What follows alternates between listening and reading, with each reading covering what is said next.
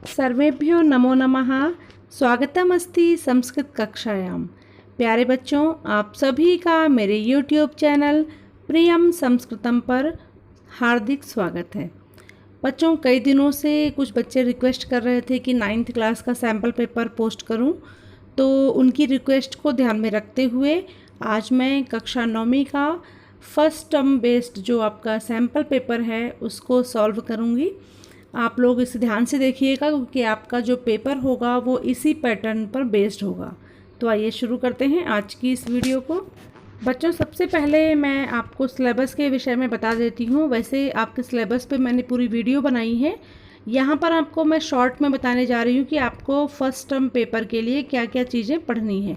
सबसे पहले देखते हैं शेमुशी के कौन कौन से पाठ आएंगे। तो इसमें आपके जो पाठ निश्चित किए गए हैं वो है प्रथमः पाठः भारती वसंतगीति, द्वितीयः पाठः स्वर्णकाकः, तृतीयः पाठः गोदोहनम और पंचमः पाठः सूक्तिमौक्तिकम।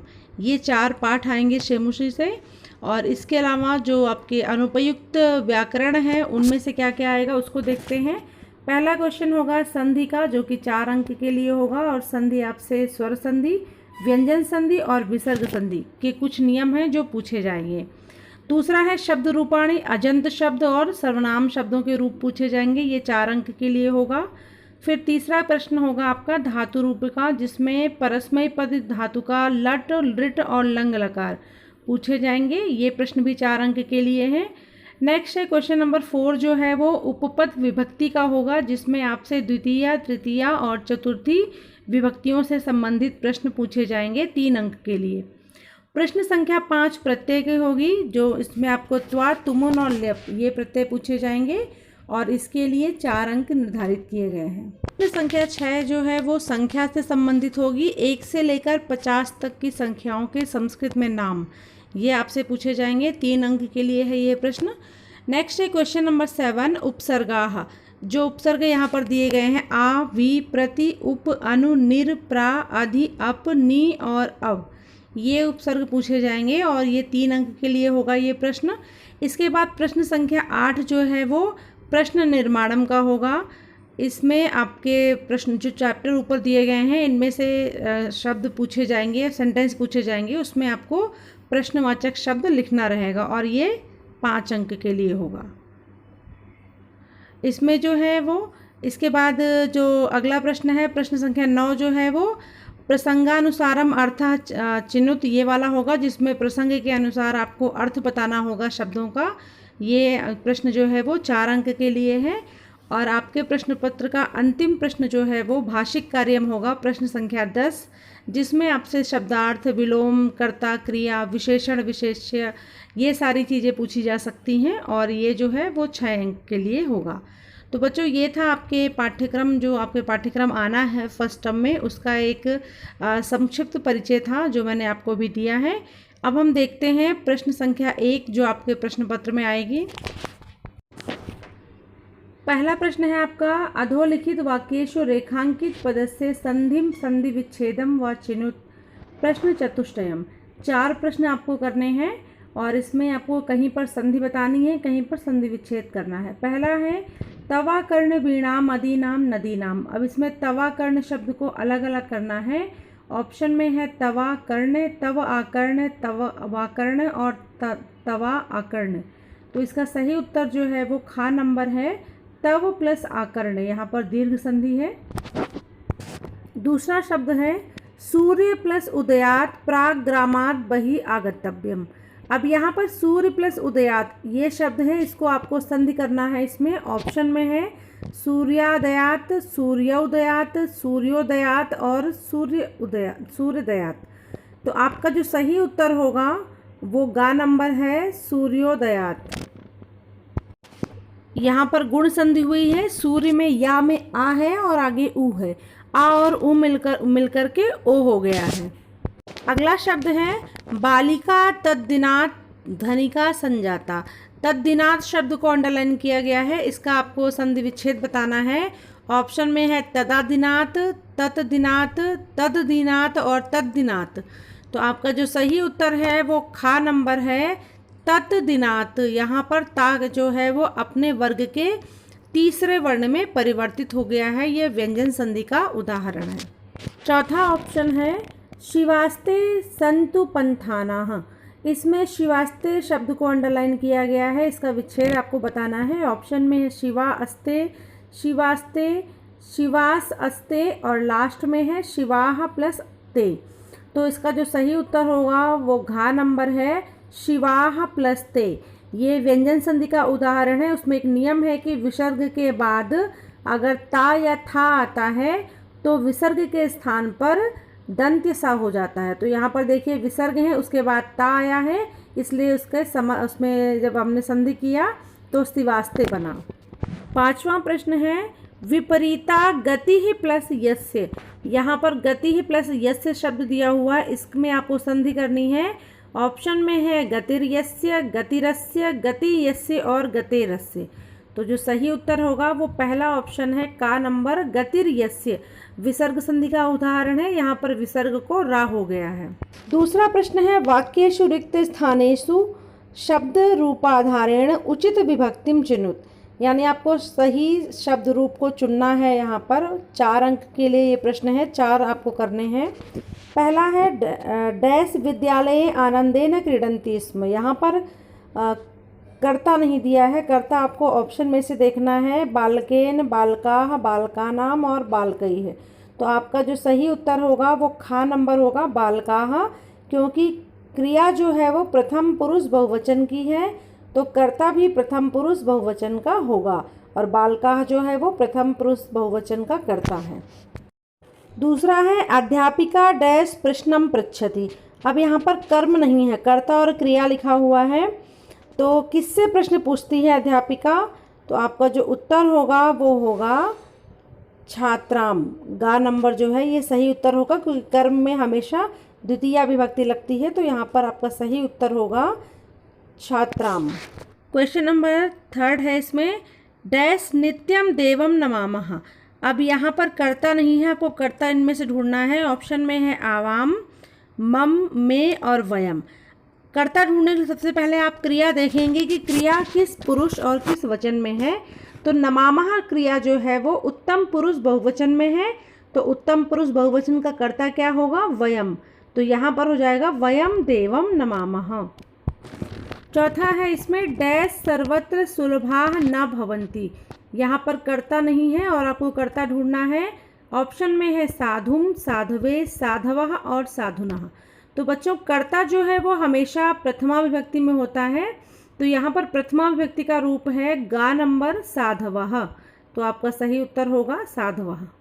इस प्रश्न का अंतिम ऑप्शन है एतौ डैश समये विद्यालयम आगच्छतः। यहाँ पर एतौ के बाद में रिक्त स्थान है। ऑप्शन में है बालकाभ्याम, बालकेभ्यः, बालकैः और बालकौः।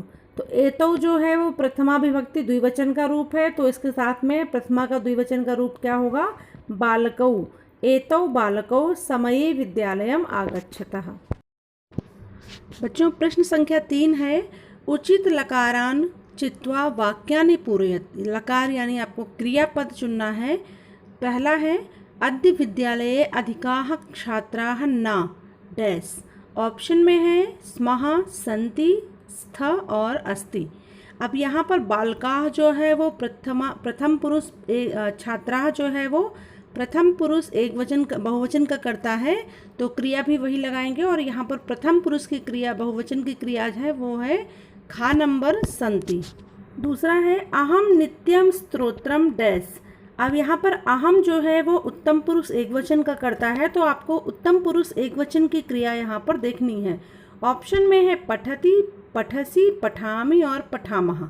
तो आपका सही उत्तर होगा पठामि। प्रश्न संख्या 3 है त्वम अपि किम गणितम डैश। अब यहाँ पर त्वम है और इसके साथ में आपको क्रिया देखनी है मध्यम पुरुष एकवचन की।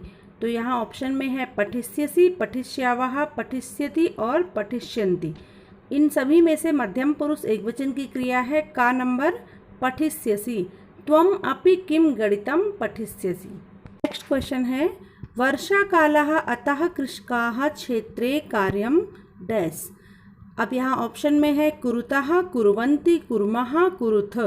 तो कृषकाः जो है वो प्रथम पुरुष बहुवचन का करता है, तो इसके साथ प्रथम पुरुष की बहुवचन की क्रिया जो है वो कुर्वन्ति। खा नंबर पे लिखा हुआ है वर्षा कालः अतः कृषकाः क्षेत्रे कार्यं कुर्वन्ति। नेक्स्ट क्वेश्चन, पुरा अयोध्यायां दशरथः नाम राजा डैश। ऑप्शन में है आसीत, आसन, आस्त और आस्म। अब दशरथ जो है वो एक वचन में है, तो क्रिया भी एक वचन की लगेगी प्रथम पुरुष की। यहाँ पर सही उत्तर होगा का नंबर आसीत। प्रश्न संख्या 4, उपपद विभक्तिम आश्रित्य उचित पदानि विकल्पेभ्यः चिनुत। यहाँ पर आपको उपपद विभक्ति के नियमों को ध्यान में रखना है और उसके आधार पर सही विकल्प को चुनना है। पहला है इसमें डैश परितः वृक्षाः पुष्पिताः सन्ति। अब यहाँ पर परितः शब्द लिखा हुआ है, तो परितः शब्द के साथ में हमेशा द्वितीया विभक्ति लगाते हैं, तो यहाँ पर द्वितीया का रूप है गा नंबर उद्यानम। दूसरा प्रश्न है रोगी डैश सह फलम अपि खादति।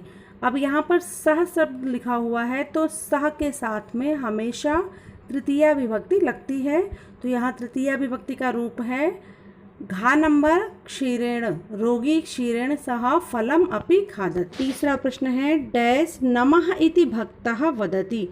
अब इसमें नमः शब्द लिखा हुआ है और नमः शब्द जहाँ पर आता है उसके साथ हमेशा चतुर्थी विभक्ति लगाते हैं, तो यहाँ पर ऑप्शन में है गणेशम, गणेशात, गणेशाय और गणेशः। तो यहाँ क्या होगा, चतुर्थी का रूप गा नंबर पे लिखा हुआ है गणेशाय। गणेशाय नमः इति भक्तः वदति। का प्रश्न है डैश निकषा क्रीड़ा क्षेत्रम अस्ति। निकषा के साथ में भी द्वितीय विभक्ति लगाते हैं, तो यहाँ पर हो जाएगा पाठशालायाम निकषा क्रीड़ोद्यानम अस्ति। गा नंबर जो है ये आपका सही उत्तर है। प्रश्न संख्या 5 में प्रकृति और प्रत्यय को मिलाकर के और विभाजित करके लिखना है आपको। पहला है चंदनः चिंतयति अहम क्षीरम डैश वी प्लस क्री प्लस ल्यप अधिकम धनम संपादयामि इति। यहाँ पर वी उपसर्ग, क्री धातु और लेप प्रत्यय लिखा हुआ है और इनको जब मिलाएंगे तो हमारा रूप बन जाएगा विक्रिय। गा नंबर जो है ये सही उत्तर होगा। नेक्स्ट क्वेश्चन है धेनु पादाभ्याम ताडित्वा चंदनम रक्त रंजितम करोति। ताडित्वा शब्द में प्रकृति और प्रत्यय बताना है। ऑप्शन में है ताड्य तुमुन, ताड्य प्लस त्वा, ताड्य प्लस तवतु और ताड्य प्लस ल्यप।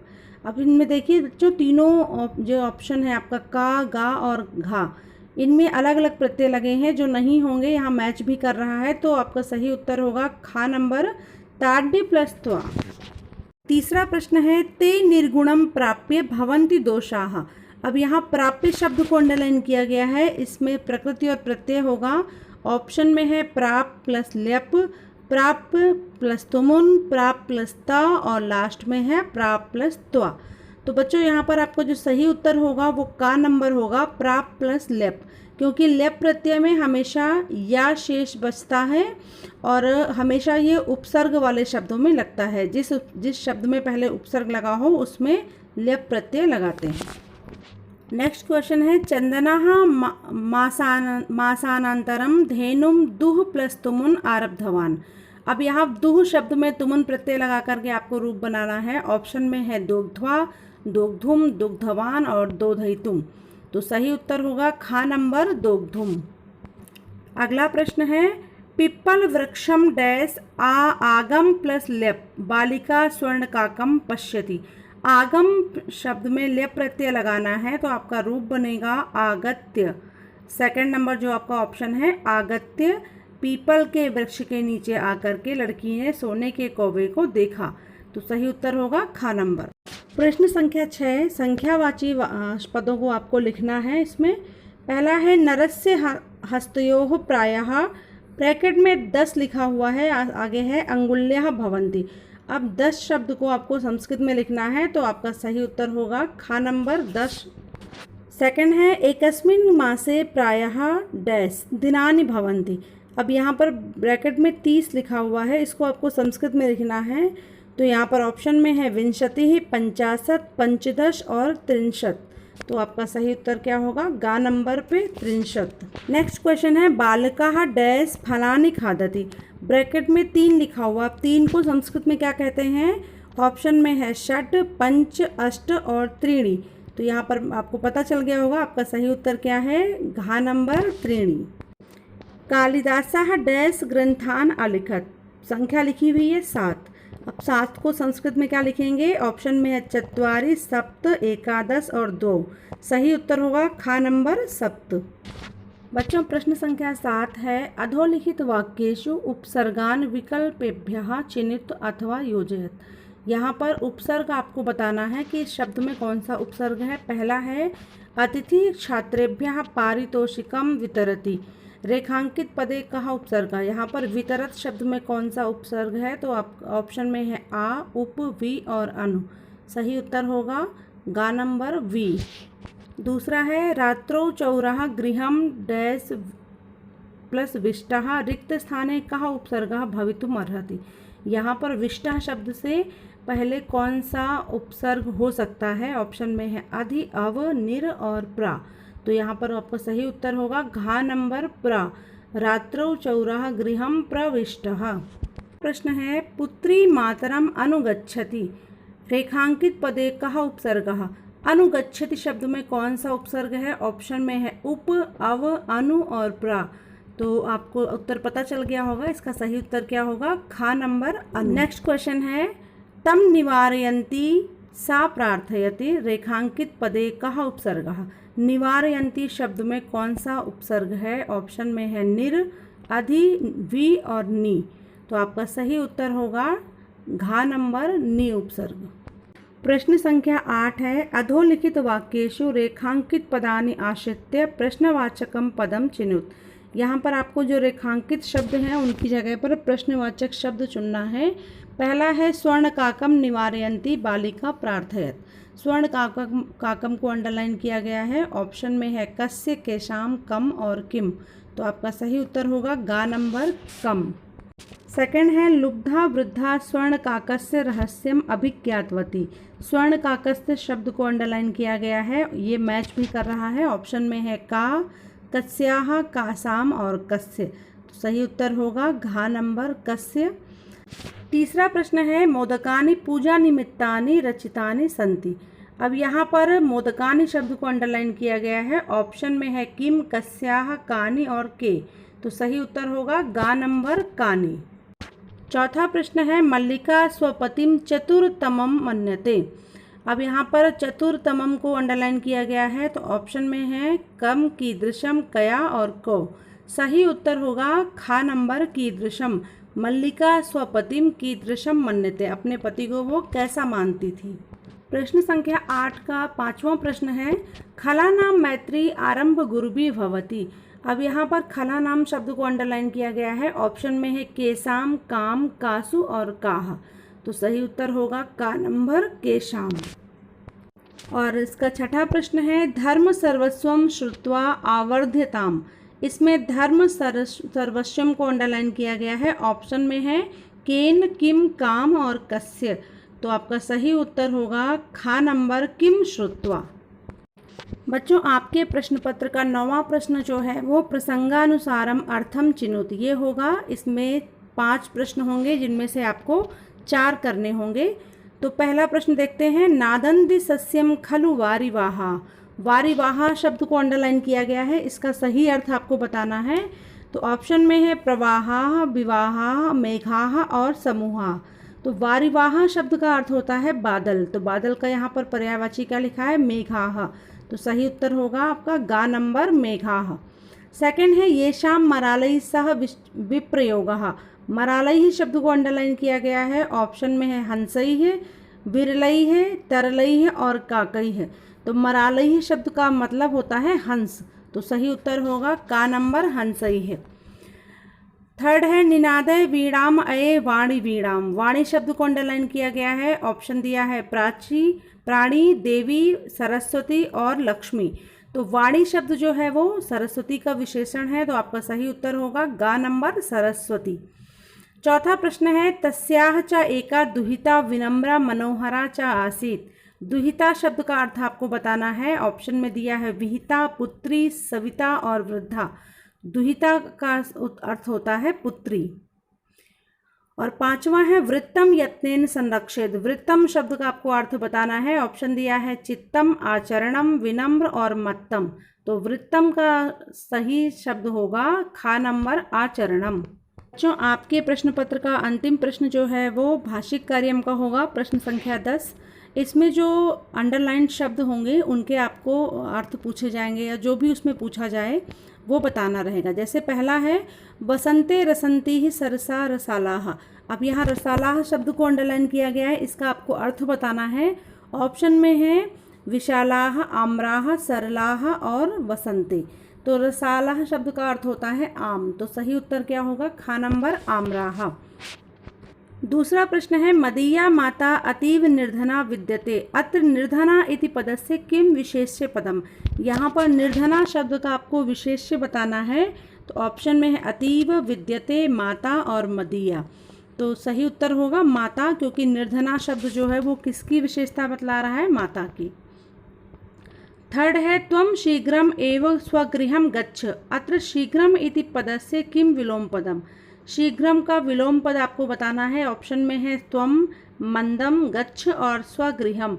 तो शीघ्रम का विलोम होगा खा नंबर मंदम।